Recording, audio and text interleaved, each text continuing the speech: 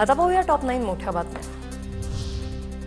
2006 मधील मुंबई साखळी बॉम्बस्फोटातील आरोपींच्या निर्दोष मुक्ततेच्या मुंबई उच्च न्यायालयाच्या निर्णयाला सर्वोच्च न्यायालयाची स्थगिती। मुंबई उच्च न्यायालयाकडून सर्व 12 आरोपींची निर्दोष मुक्तता, राज्य सरकारला मोठा दिलासा।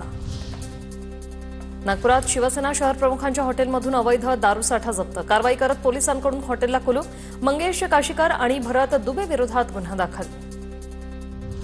कर्नाटकात निवडणूक आयोगाकडून फसवणूक, आमच्याकडे पुरावे, प्रत्येक मतदारसंघात हजारो नव्या मतदारांची नोंद, राहुल गांधींचा निवडणूक आयोगावर आरोप।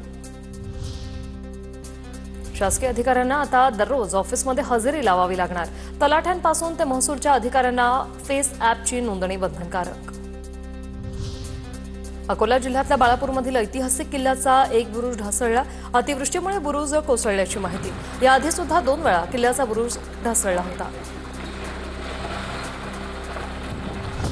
मोठ्या गणपती मंडळांना मुंबई उच्च न्यायालयाचा दिलासा, 6 फुटापेक्षा जास्त उंचीच्या गणेश मूर्ती समुद्रात विसर्जित करता येणार, मुंबई उच्च न्यायालयाची परवानगी। 1.5 लाख गोविंदांना विमा कवच मिळणार, यंदा विमा मिळणाऱ्या गोविंदांच्या संख्येत वाढ, दहीहंडी समन्वय समिती आणि मुख्यमंत्र्यांच्या भेटीनंतर निर्णय। राज्यातील सर्पमित्रांना आता 10 लाखांचा अपघात विमा मिळणार, महसूल मंत्री बावनकुळेंची मुख्यमंत्री फडणवीसांकडे शिफारस, सर्पमित्रांना फ्रंटलाईन वर्करचा दर्जा देण्याची तयारी सुरू, सर्पमित्रांना अधिकृत ओळखपत्रही दिलं जाणार। उद्यापासून 23 ऑगस्टपर्यंत त्र्यंबकेश्वर मंदिरात व्हीआयपी दर्शन बंद, श्रावणात भाविकांसाठी पहाटे 5 ते रात्री 9 वाजेपर्यंत मंदिर दर्शनासाठी खुलं राहणार।